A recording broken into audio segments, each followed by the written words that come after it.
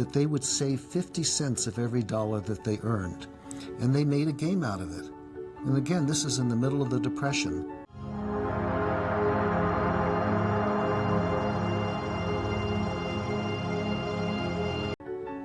He recognized that there were perhaps over 100 companies that were in various stages of bankruptcy.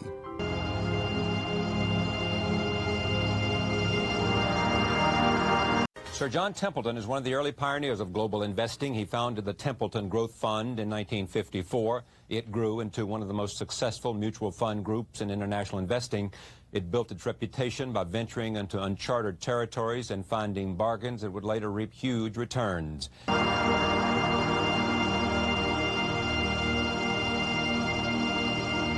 He borrowed about $10,000 to buy 100 shares or so of each of these companies, and at the end of 4 years, only 3 of them actually stayed permanently in bankruptcy, and the others returned a very handsome profit. And of course, that became his investment model, to be a bargain seeker, not to get influenced by the herd. Where did you begin to spend most of your clients' money? Oh, all over the world.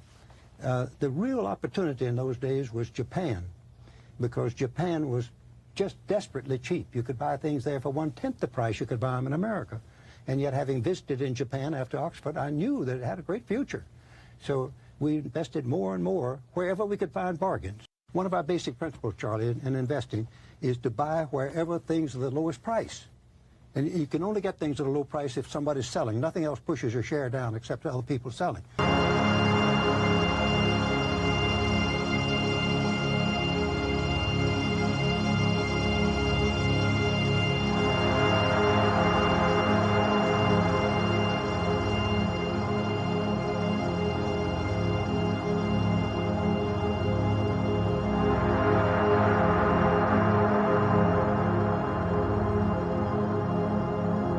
How did you determine bargains?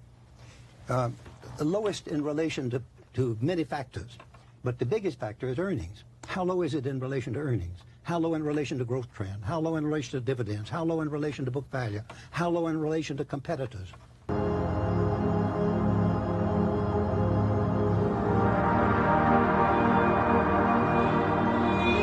The PE ratio is used to compare a stock's price to its earnings. This ratio is crucial as it helps investors decide if a stock is overvalued, appropriately priced, or undervalued.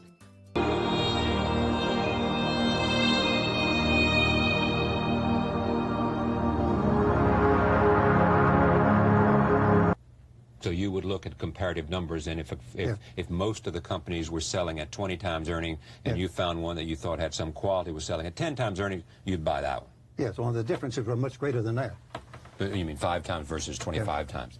He had significantly underweighted the United States, and at that time, that was almost, heresy. He was a contrarian. Every crisis, John Templeton was in the midst of it.